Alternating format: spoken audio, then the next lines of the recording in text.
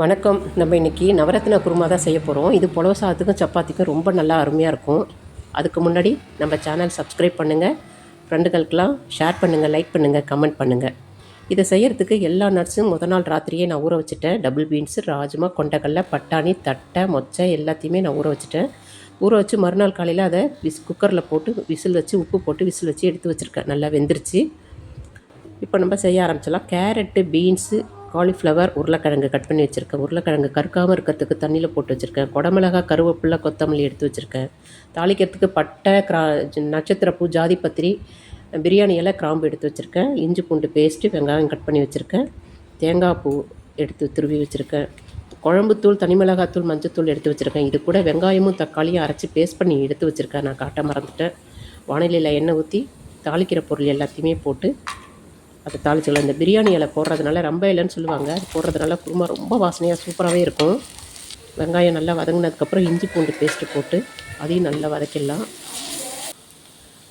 இப்போ நம்ம அரைச்சி வச்சுருக்க வெங்காயம், தக்காளி அதையும் கொட்டி நல்லா நான் வதக்கிட்டேன். நல்லா சுருளை வதக்கிட்டேன்.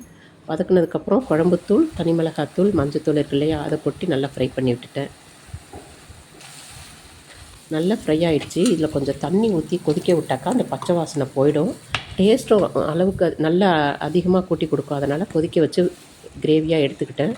நல்லா கொதிச்சிருச்சு. இப்போ வேக வச்ச எல்லா நட்ஸும் இதில் கொட்டி கலந்து விட்டுட்டு பீன்ஸு, கேரட்டு, உருளைக்கிழங்கு 3 மட்டும் இது கூட சேர்த்து வேக வச்சுட்டேன். காலிஃப்ளவர் ஏற்கனவே வெந்நீரில் போட்டு எடுத்ததுனால சாஃப்டாக இருக்குது. அதனால் அதை நான் கடைசியில் போடலான் இருக்கேன். கேரட்டு, பீன்ஸு, உருளைக்கிழங்கு போட்டு தண்ணி ஊற்றி உப்பு போட்டு இது நல்லா கொதிக்க வச்சு வேக வச்சுட்டேன். மூடி வேக வச்சு எடுத்துக்க போகிறேன். இப்போ தேங்காய், முந்திரி பருப்பு, கசகசா, சோம்பு இதை போட்டு ஃபைன் பேஸ்ட்டாக அரைச்சி வச்சுக்கிட்டேன். பாருங்கள், குழம்பு நல்லா கொதிச்சிருச்சு. இப்போது நம்ம காலிஃப்ளவர் போட்டுடலாம். காலிஃப்ளவர் 2 நிமிஷத்தில் வெந்துடும். ஆல்மோஸ்ட் குருமா ரெடி ஆகிடுச்சு.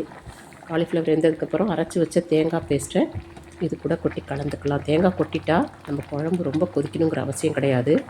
முடிஞ்ச மாதிரி தான், கிரேவி முடிஞ்ச மாதிரி தான். கலந்து விட்டுட்டு இறக்கிறதுக்கு 1 நிமிஷத்துக்கு முன்னாடி கட் பண்ண குடமிளகா, கருவேப்பிலை, கொத்தமல்லி எல்லாத்தையும் போட்டு அடுப்பை ஆஃப் பண்ணிடலாம். அவ்வளோதான், கிரேவி ரெடி ஆகிடுச்சு. இதை புலவு சாதத்துக்கு, சப்பாத்திக்கு வச்சு சாப்பிட்டிங்கன்னா ரொம்ப அருமையாக இருக்கும், சூப்பராக இருக்கும். செஞ்சு சாப்பிடுங்க. ஃபேமிலியில் ஒன்றுங்க செஞ்சு கொடுங்க, என்ஜாய் பண்ணுங்கள்.